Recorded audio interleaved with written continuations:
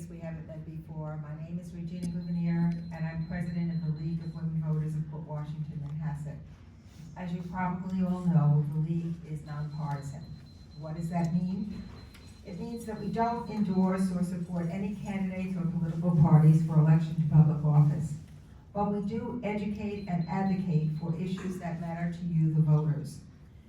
To fulfill that mission, we hold candidate forums where incumbents and challengers answer questions from the public.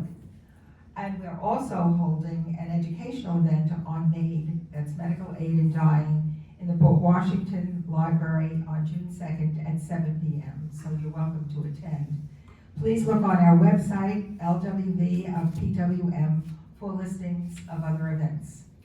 And without further delay, I'd like to introduce our moderator for the evening, Dorothy Schwetzka, and she will be giving you the rules of engagement.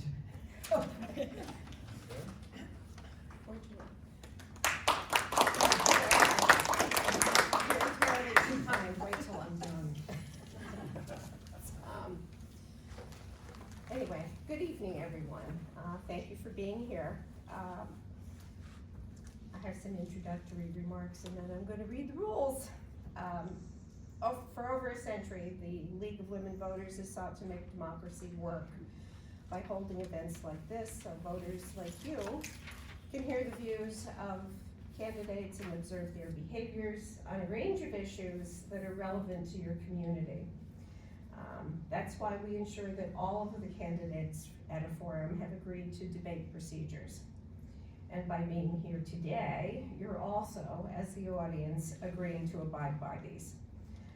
There is a large poster at the door that you entered through, but I'll give you all the salient points in a minute. The League has used procedures like this for over 60 years to ensure a fair process and encourage civil discourse. So I'm going to read these as quickly as I can, but it might take as long as 3.5 minutes, so please bear with me. The moderator will be a member of the League of Women Voters from outside the district. I live in Port Washington. Now, our candidates' opening statements will be determined by drawing lots before in-person events. We'll use the same order for opening and closing statements. This evening, Vera Chen will be going first, Sophie Seibert second, and Donald O'Brien third. Each candidate will be allowed 3 minutes for an opening statement. After each candidate has spoken, I'll open the meeting with questions.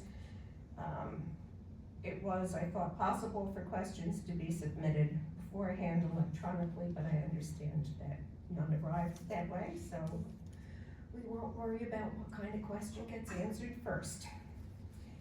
In all cases, the moderator will be the final arbiter of whether a question should be answered. Questions must not be duplicative, personal, or abusive. And questions at the microphone will be limited to less than 1 minute. Each candidate will have 90 seconds, that's 1.5 minutes. It sounds long, but it's probably not, to answer each question. At my discretion as moderator, the time for a response can be reduced as long as I treat everyone the same. There will be no rebuttal, so no back and forth debate. Questions may be addressed to a specific candidate or to candidates in general, although all candidates will have the opportunity to answer any question that is addressed to a specific individual. I will attempt to rotate the order of responses for each question, and candidates, if I skip you or leave you out, raise your hand, do something. Signal that I'm doing that to you, because I wouldn't mean to. A league member will act as timekeeper, and that person today is Marie Bellon. 1/2 minute before the end of any given time period, Marie will alert the speaker by prearranged signal, which is basically warning, 30 seconds. Candidates who ignore the time limit may have their speaking time reduced, and those not violating the rules might be given extra time. Candidates will have 2 minutes for a closing statement.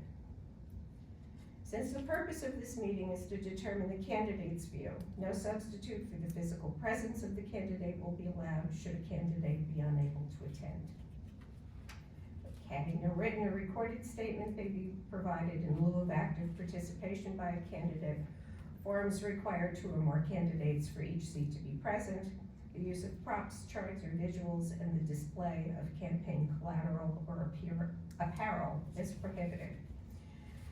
In accordance with league policy, the league owns the content of its forums. Audio or visual recording by authorized members of the media will be permitted only if the candidates present agree. The league maintains the right to record the forum and to publish it on league-controlled electronic pages. No other recording will be allowed. No partial transcript or recording may be published without written permission from the league. Now, all 3 candidates have agreed to comply by these rules, and now you are also agreeing to them. Now, like you, we're here today because we believe that citizenship requires both knowledge and civic engagement, and that the responsibility of maintaining good government rests on the shoulders of citizens, that is, everyone here. So we have expectations of you too. Please be sure your cell phones or electronic devices are turned off or silenced. Please do not block the doors or the camera. Your purpose is to hear from candidates, so let's focus on their voices. Please remain seated and silent during the Q&A. As moderator, I will stop the debate if the audience interrupts. Interruptions reduce the time for candidates to speak, and we're here to listen to them.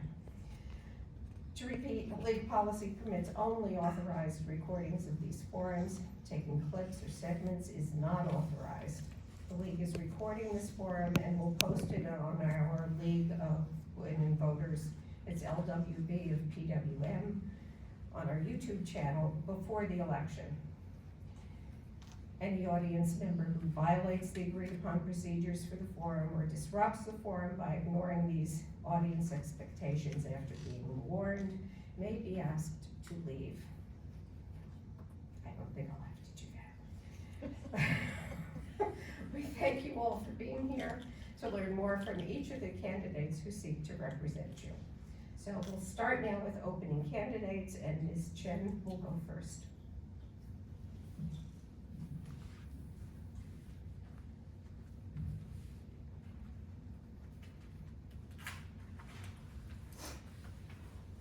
Good evening, everyone. Can you all hear? Thank you for the opportunity to become the candidate of trustee on the board of the Manhasset Public Library. As parent and resident in Manhasset for over 10 years, I'm very committed to actively participating and contributing the growth and success of our children, neighbors, businesses, and the community. I have experienced the Manhasset Public Library key role in our community as a hub for education for all ages, culture that combines new and historical elements that enrich the lives of patrons, and the connection that is fostered when people come together in a safe, inviting space with access to trusted resources. It's my goal to actively support the library's current programs and help to expand offerings in a physically and responsible process by collaborating with the board, the community members to grow rich programs and investment. As a proud parent, I appreciate the role that Manhasset Public Library holds for my 2 children. My 14-year-old daughter finds the library to be an essential resource for her academic and cultural studies, as well as a welcoming space for independent study. Her passion for literature and writing recently earned her a scholastic original Goki in poetry, and her enthusiasm for reading inspires me to advocate for creative and literacy-focused programs. My 6-year-old son adores the Children's Corner, which has which has grown his curiosity and love for books through crafts, reading, and active play. This first-hand experience has strengthened my commitment to fostering a space where learners of all ages can thrive and develop a lifelong love of reading. Professionally, I have over 10 years of experience in accounting and finance and hold a master's degree in finance. My expertise includes the efficient management of resources, budgeting, and project management. These skills provide a solid foundation for my participation to the current future needs of the library. I used the experience to transition to small business ownership in Manhasset so that I can contribute locally to the enrichment of my community. As owner of the Huntington Learning Center in Manhasset, I worked closely with students, families, local schools, and business, and promote educational excellency. This deeply satisfying investment enables me to work where I live to contribute accessible learning opportunities for children and adults of all ages. Thank you, Ms. Chen. Ms. Seibert. The floor is yours. Thank you. Is that too loud? Good evening, everyone. My name is Sophie Seibert, and I am very excited to be here today as a candidate for library trustee. I'd like first to thank the League of Women Voters for arranging and hosting this event. Thank you for all you do. I'm a big proponent of saying knowledge is power, and so without these informed decisions relative to voting, we can't really vote right. So thank you for encouraging us to participate in this and for hosting. I've always had a passion for libraries ever since I immigrated to this country at a very young age. My mother used to take me daily after school, and my love for reading grew into a passion for the humanities. So after I got my psychology degree at NYU, I went on to St. John's Law School, where I met my husband of almost 20 years. And I then became licensed to practice in the states of New York and New Jersey. That was about 20 years ago. And then I immediately entered a private practice as a real estate litigator. I did that for about 5 years before I then transitioned in-house at 2 different insurance companies, handling very high-profile claims dealing with breaches of fiduciary duty and securities class actions, transactional risk claims. So I did that for about 10 years before I then went to work for the largest health system in the state of New York for their risk management department. I joined about 2 weeks before the pandemic in 2020, so that was a very stressful time for healthcare workers, but I quickly onboarded myself. I had to learn a whole new sort of way of doing things. This was not an experience I had previously, but I was able to prevail doing the work that I was doing there, which was reviewing contracts with an eye towards risk management clauses, and also conducting due diligence on prospective acquisitions. I eventually was promoted to assistant vice president, answering to the chief risk officer, who reports up to the chief financial officer of Northwell Health. Was very involved in managing 2 different teams. One was instrumental in negotiating all the risk related clauses of every kind of contract in the health system. The other team was responsible for the placement and renewal of all insurance companies, insurance policies, including directors and officers' liability policies, workers' comp policies, property insurance policies. I had to deal with assessing the values of all of the many structures of that Northwell owns or manages. So that's my work background. I transitioned away from working about a little over a year ago. I wanted to focus on raising my family. We have 4 young children. We've had the privilege of living in this wonderful community for the last 13 years. All my children are educated in the Manhasset School District. 3 of them are in Muncie Park. 1 of them is in high school. And I think that my experience raising them here in this community, coupled with my legal background, I think would make me a great candidate for library trustee. Thank you.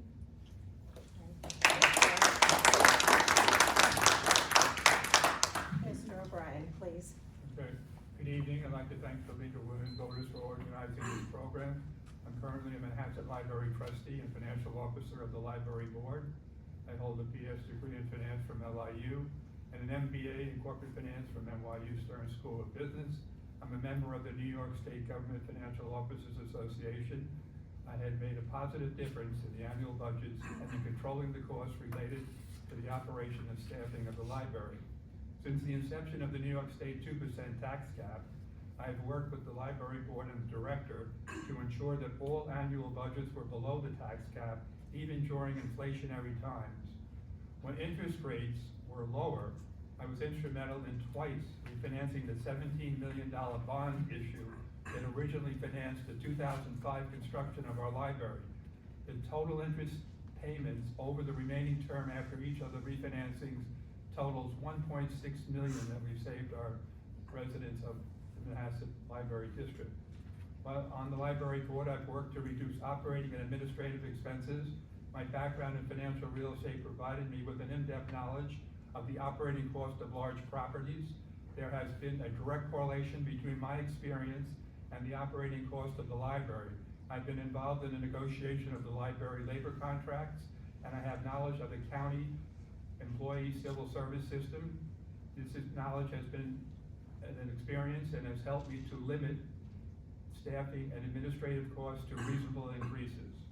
I recommend the establishment of a reserve fund which enables us to do the repurposing of the interior space of the first and second floors of the library. We continue to evaluate our programming and make changes to provide a broader range to serve all age groups. Our library has truly become a community center where patrons either gathering and are participating in a variety of programs and educational experiences. Our librarians update our print and electronic collections monthly to remain current. I have brought about many cost-effective changes yielding benefits to our residents. I will continue to look for additional opportunities in my new term. I'm a candidate with no learning curve. I spent a significant amount of time educating myself, working with the library director and the staff to understand each department and its costs. Therefore, I believe I'm the most qualified candidate to continue to deliver cost-effective management of the library that our residents expect. I will also continue to work with the library director and the board on the annual review of our facility and programs. These reviews have brought about programs addressing the changing interests of the different age groups of our patrons. Tonight's program is an opportunity to speak with you, respond to your questions. Thank you for being here and participating.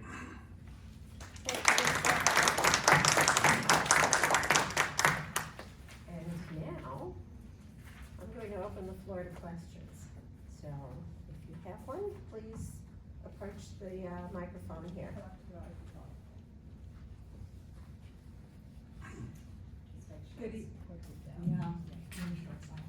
Good evening, my name is Andrea Kaminsky and I've lived in Manhasset since 1978. I actually worked in the library several decades ago as a librarian. And I want to thank all of you candidates for putting your name forward to be a part of the community and make it successful. And to thank the League for making this opportunity possible.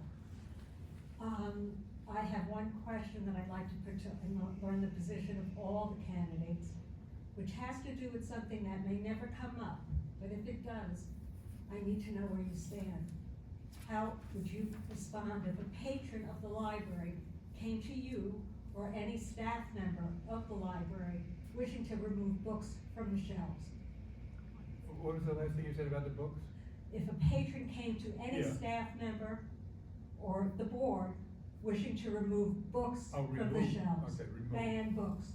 Okay. So, just for order's sake, we're going to start with Ms. Chen, the same order that we used originally, and then I will start shaking it up. Can I just ask one thing? Did you mean remove the books from the collection? Ban books. Yeah, ban book, okay, that's the right word, okay. I believe the questioner is asking for your position on a patron asking for a book to be removed from the library's collection and made unavailable to the public. So, it's banning books. It's it's curtailing access to information.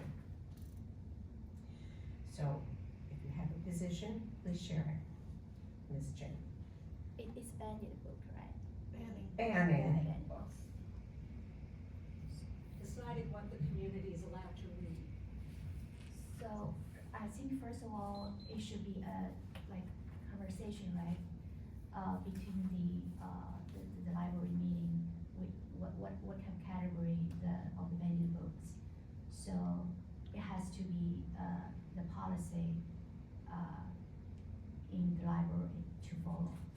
So basically, I think the position for me, so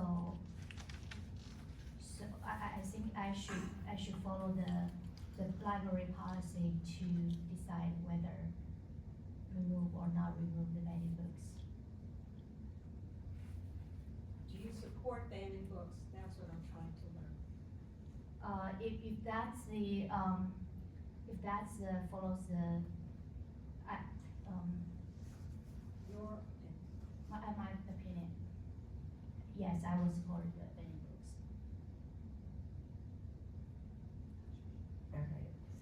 All right. Ms. Seibert, I keep saying that Oh, wrong. you did great.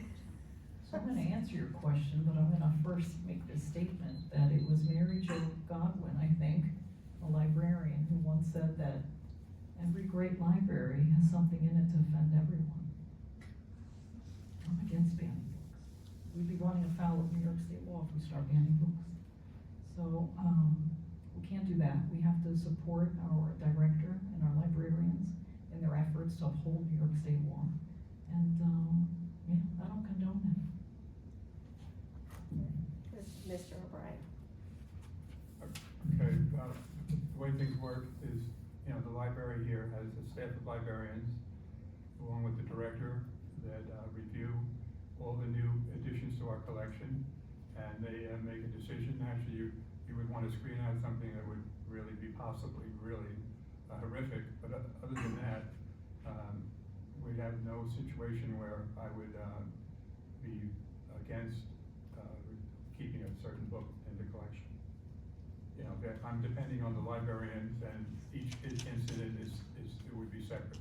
But I think we do a good job in providing a broad range of books on all topics to our patrons in Manhasset. All right, so can I invite another question after that hot potato? Please join us.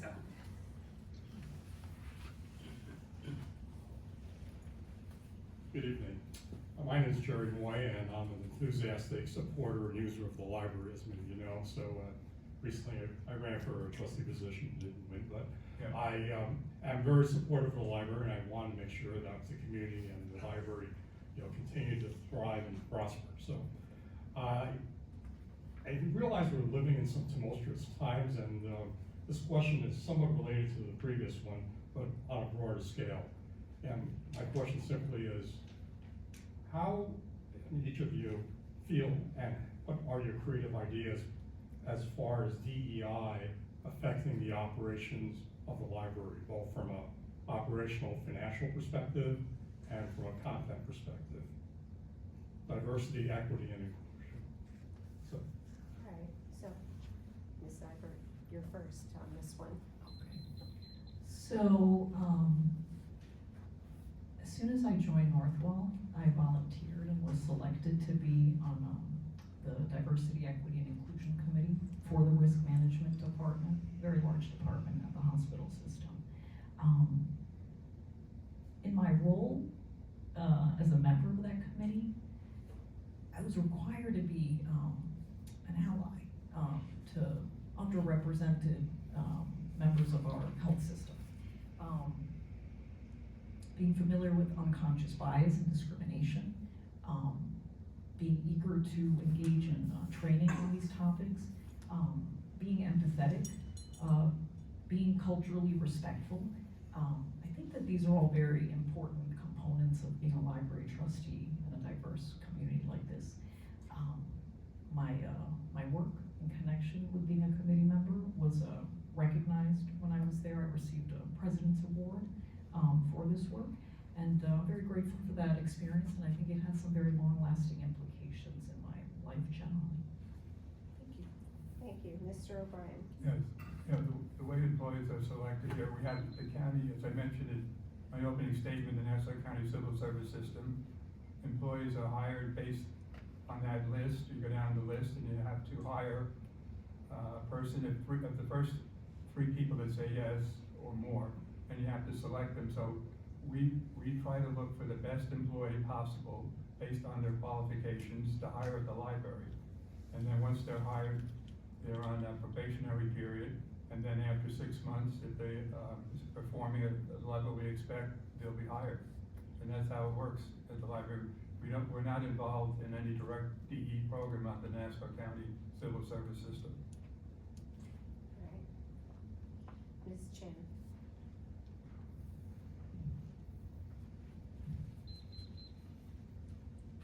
So, as a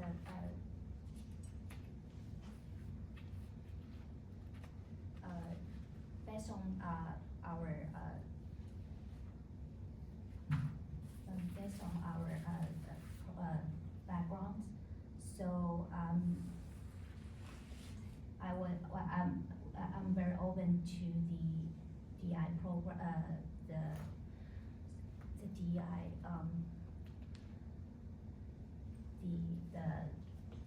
the policies.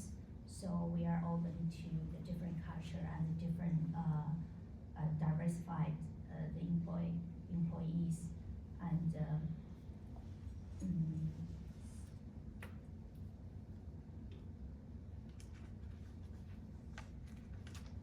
so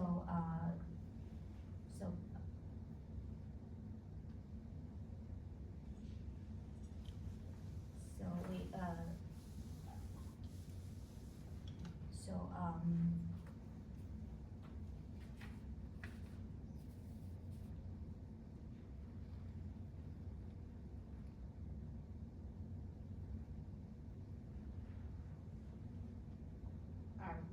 Are you perhaps ready to move on? Have you finished your answer? Yeah. Okay, Yeah. thank you. May we have another question, please? Please join us. Hi, I'm Mark Liu. I have one question. With the new technique like AI techniques, and I just want to ask you, do you have any creative suggestions by using new techniques to improve the quality of service in the library? I mean the role of new technique like AI or something like that. So do you have any suggestions in that area to improve the service of the library? That's my question. May I seek just a clarifying point on your question? Do you mean like using artificial intelligence to facilitate the services at the library? Yes, either the new computer technique or AI technique, that's what I mean. Because what I see here is a lot of books, DVDs, videos, right? Because I didn't use the library for years, but I know with the new technique, probably we have a room to improve, right? To develop the quality according to the new computer science and AI techniques. That's what I mean. Okay. So you're talking about let me rephrase, adopting the latest Yes, technology and maybe, providing right. the library services to the public. Right. All right, so, Mr. O'Brien, you get that question first, Okay. and thank you for clarifying. You know, our library is one of 53 libraries in the Nassau Library Service System. And we work with all the other libraries with regard to our collection. Actually, more people borrow from our library than we borrow from all the other libraries. And we depend on working with the National Library Service System and their data programs to operate the library. And we contribute to that. So we we individually would not be making a decision on that. We would be working together as a consortium of libraries through the National Library Services System to make any changes along those lines using artificial intelligence if that was to be introduced in the future. It wouldn't be just on Manhasset by itself. Right.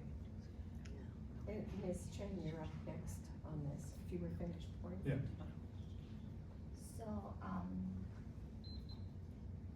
I would say, I think we need to keep the traditional reading and artificial resources so we definitely can utilize artificial to get more resources of the books and all the reading or videos from the other sources, other libraries, and but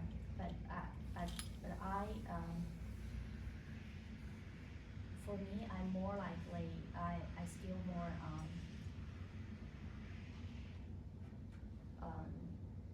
more like the traditional way of the book reading or all these things. But artificial is good. I think the kids can utilize artificial intelligence to do maybe more research and to do a lot of like.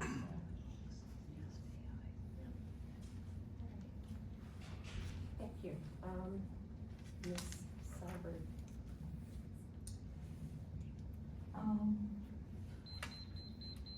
So, I guess with the increasing use of apps like Chat GPT, where I guess people are finding ways to sort of perhaps summarize more significant works of literature. I mean, it's like they're annotating things using AI in that respect. I guess that could be helpful if you're doing a research paper. I guess using AI to streamline the booking of spaces within the library or reserve spots for children's activities or adult activities could be helpful. I'm not really thinking outside of that box further with respect to AI, but I guess those are some ways perhaps I could emphasize its use in the library. Thank you. So do we have any more questions? Oh, Might I you're ask a welcome second to ask question? more than one. Yes, please join us.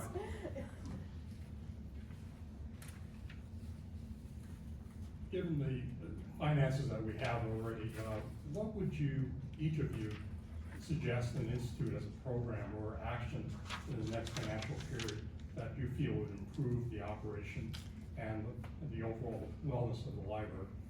Okay. Ms. Chen, you're up first on this one, please. So what do you say is Financial status? Would you mind stating your question, please? What program or series of actions would you institute in the next financial period to help improve the operation and the wellness of the library, given the finances that we're aware of today? I think we may conduct a survey for the whole district neighbors, communities to see what's their like interested and what's their more from the kids and adults for all the ages, what's their interest topic. Maybe we can utilize the resource to the most interest part they focus. Second of all, I think we can do more like activities to get people together for the discussion or the meetings to find out what's the like cost efficient way to put more resources on the people they are more interested.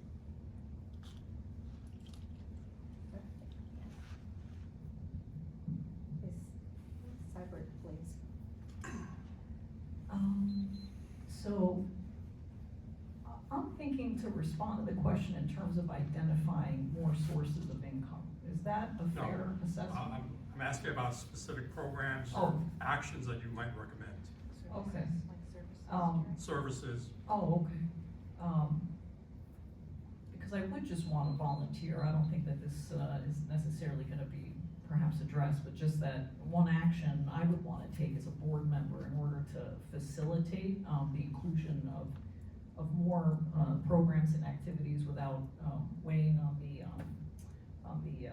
operating or the general fund, is the board maybe collaborating more with the Friends of Manhasset Public Library in trying to raise more money through fundraising, and also board members are private citizens and entitled to, on their own, raise money if they'd like to. They can't do it as a board, but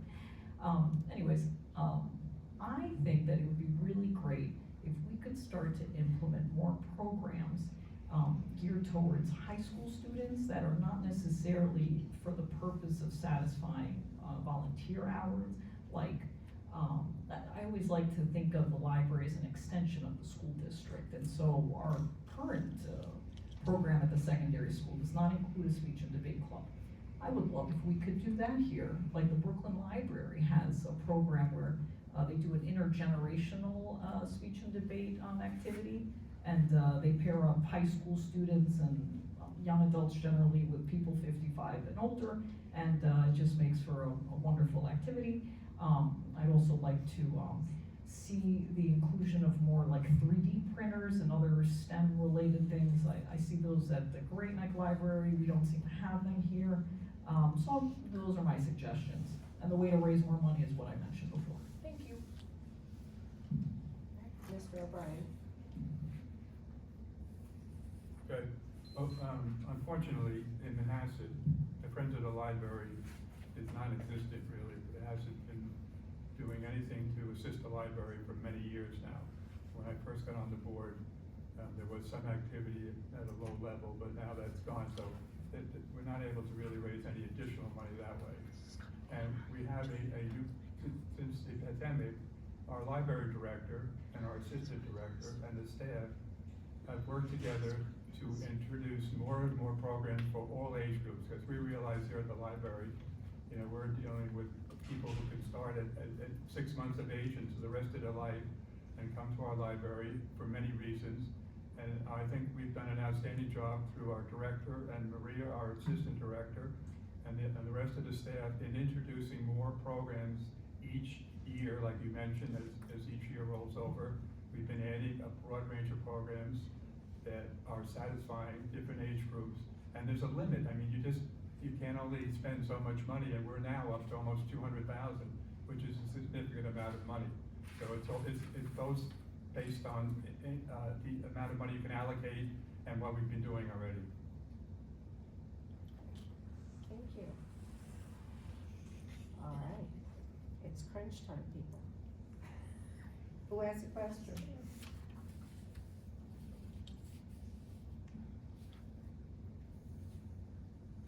Okay, take a minute, think it over.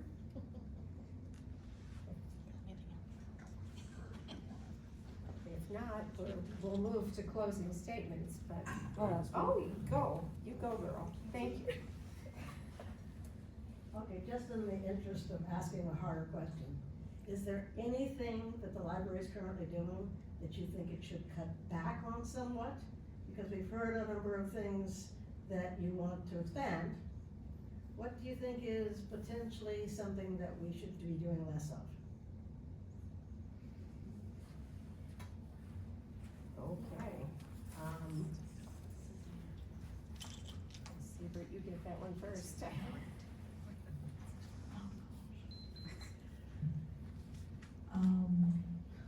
I have to be very thoughtful in responding to this, because I do think that the offerings are very robust and that there's something for everyone. And I don't want to see a situation where I would suggest taking something away and then running the risk of alienating certain members of this wonderful community or from the patrons.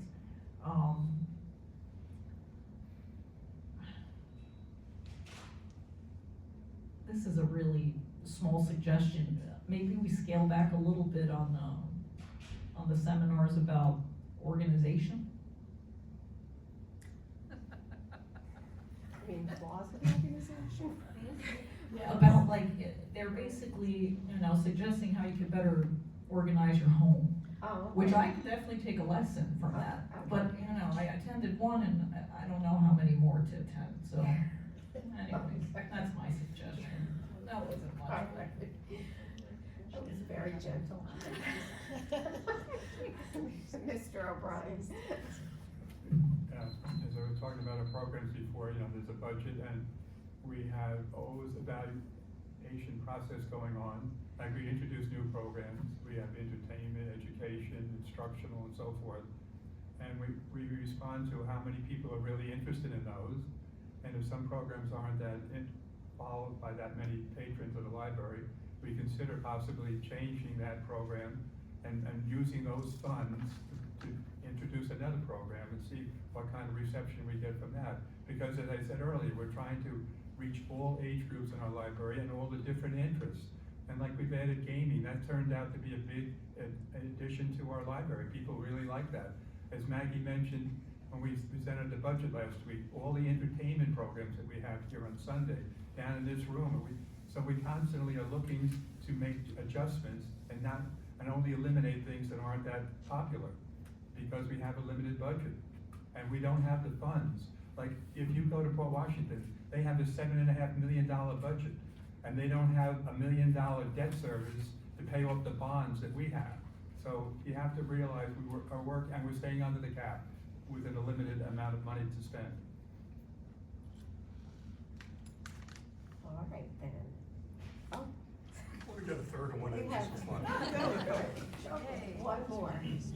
Third time's the charm. What about Oh, I'm sorry.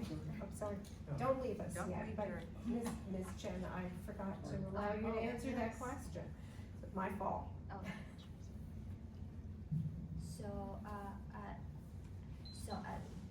I only can give some of my personal experience because I remember I think one time my daughter wanted to get some like philosophy book.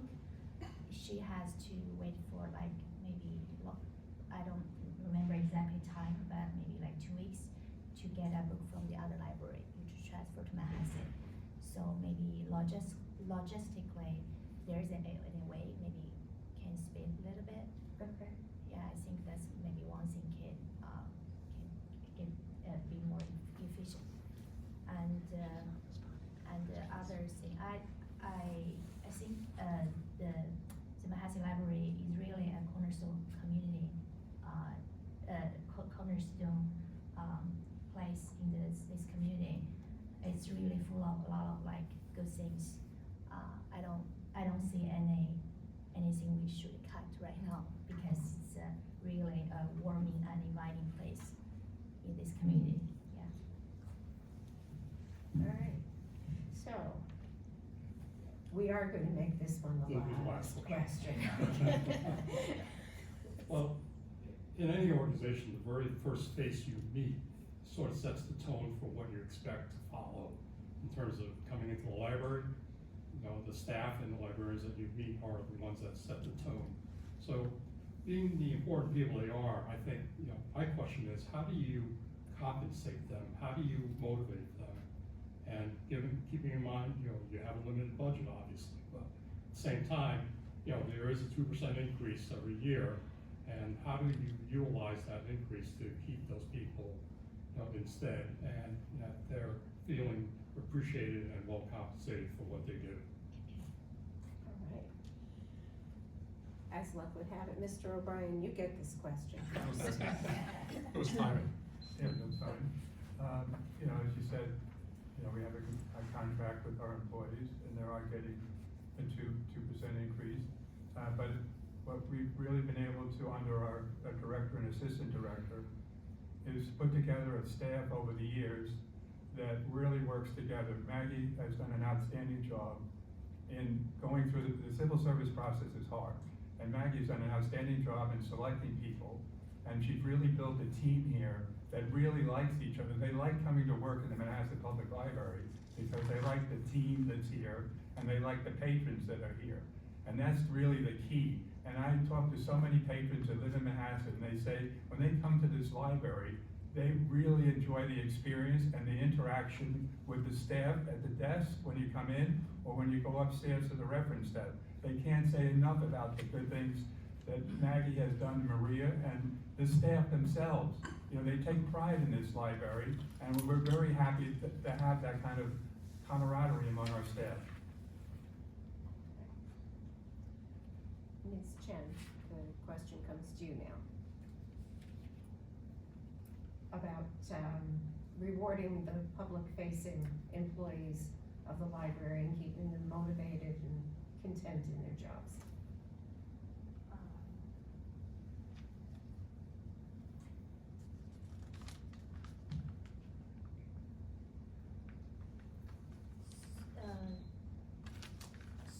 So basically 2% increase is really, it's kind of tight. But I think the people, they're willing to be, work in this community, and his place is really, they have passion about this place. So, I think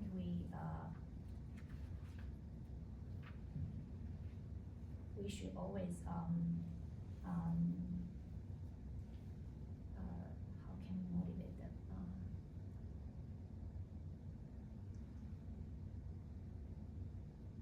I think we should do, I think we should, get more maybe like fundraise activities to support the library, and to do more things together can make the Manhasset Public Library as a very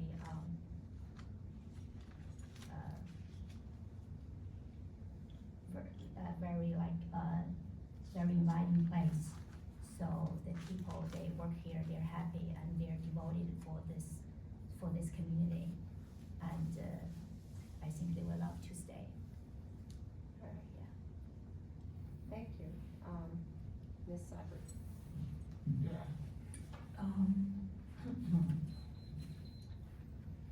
I really think we have an exemplary director and staff here.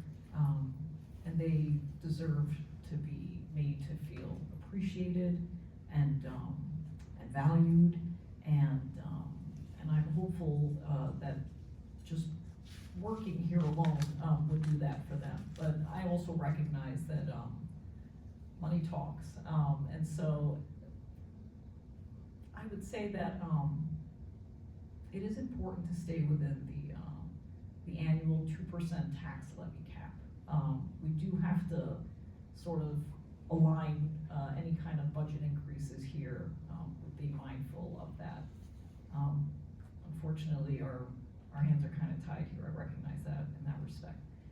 But at the same time, I do think that there are ways to explore raising more money, if that's the avenue down which we want to go. I think there's also ways of examining the comp packages outside of actual salary, like pensions and health benefits, and trying to renegotiate contracts with vendors in that respect to see if benefits could become more fulsome. I think also just the board being very grateful and just expressing their gratitude, I think also goes a long way. And I know I'm a very grateful person, and I'm hopeful that if I'm elected, I make them feel very important and happy at their jobs. Thank you. And with that, I think we're ready for closing statements. We will go in the same order as for opening statements, so Ms. Chen will go first, and then Ms. Seibert, and then Mr. O'Brien. So, with that, we set. We can start, Ms. Chen. In closing, I want to thank you for considering my candidacy for the position of trustee on the board of the Manhasset Public Library.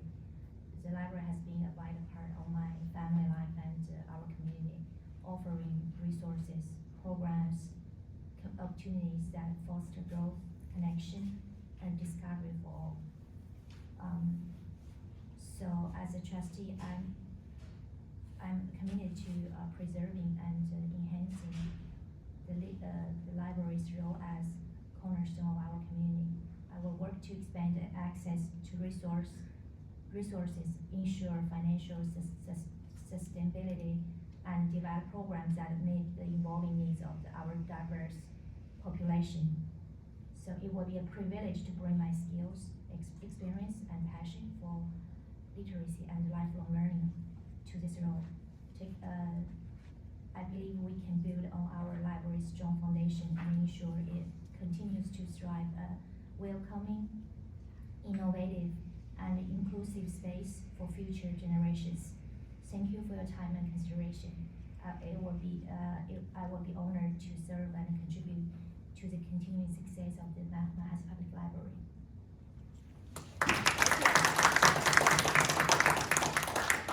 Ms. Seibert. This library holds a very special place in my life and in the lives of my 4 young children. We use it frequently and regularly to borrow books, visual media, museum passes. We use the quiet study rooms to prepare for presentations. We come to socialize and play and read with other young children on the 3rd floor. We come on Sundays to enjoy the concerts, and we visit the rotating artwork exhibits. I believe in the incredible role a local library can play in a community, and I want to ensure that ours strives for years to come and expands its offerings even further. With a trustee who has a regular presence in the Manhasset schools and has her finger on the pulse of what the community wants more of. I believe in the power of education, access to resources, and creating a safe, welcoming environment for all community members, and I want to ensure our library continues to thrive and evolve to meet the needs of all our families. I recognize that our library is so much more than books. It's digital access. It's a way to become immersed in arts and culture and STEM. It's using invaluable resources for your job or starting your own business. It's a way to build community through the various library programs. It's access to all kinds of resources. I also believe that it's the library's role to grow and evolve with a growing community, and so that the library can continue to meet the needs of the community in the future. As a library trustee, I will bring my experience in litigation, contract negotiation, risk management, insurance, and strategic planning to the role to help ensure our library remains a vital resource for all, supporting our children's education and fostering lifelong learning and enjoyment for everyone in the community while remaining fiscally sound with a well-planned budget, diversified funding sources, and effective financial management. I look forward to the opportunity to serve you and help guide the library toward even greater success. Thank you very much. And now Mr. O'Brien takes on. I ask you to re-elect me as a library trustee. I have demonstrated my ability to be an effective board member, financial officer, and a decision maker. I've delivered on my prior campaign platform, and I will continue to provide strong financial and private sector management expertise. In the past decade, there has been a dramatic shift in the focus requiring libraries to meet the informational needs of all generations, but particularly our younger patrons, and living and growing in an age of rapid changing technology. Public libraries must continue to respond to the new demands quickly, efficiently, and effectively. Libraries such as ours will continue to provide even greater access to the latest technology. As a trustee, I will continue to work with the library director and the assistant directors so that our library remains a leader in meeting the demands of such changing needs. The Manhasset Public Library provides resources for a lifetime of learning and personal growth. It's an important institution as we continue to educate and challenge ourselves. Our programs and services are available to patrons starting at 6 months of age and extending throughout their lives. Few institutions have survived such universal appeal. I believe my term as trustee benefited our community. Cost-effective excellence remains my focus for our first-class Manhasset Public Library.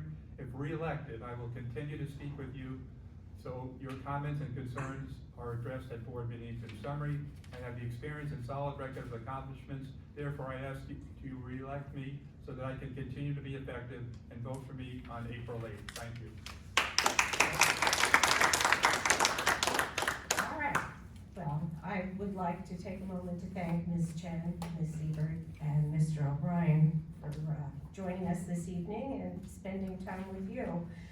And I'd like to remind you in closing that holding elected office is a public service, and running for office takes courage, as does participating in a forum like this.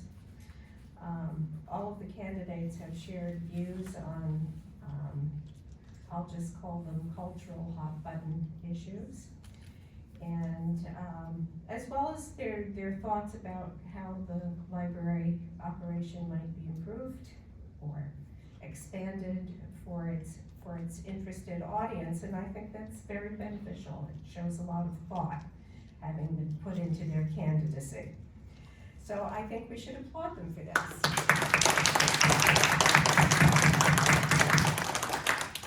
And I'm going to ask the candidates to join me in thanking you for being attentive, interested, engaged, and for asking the important questions that you wanted to be sure were engaged, or posed anyway. So, thank you.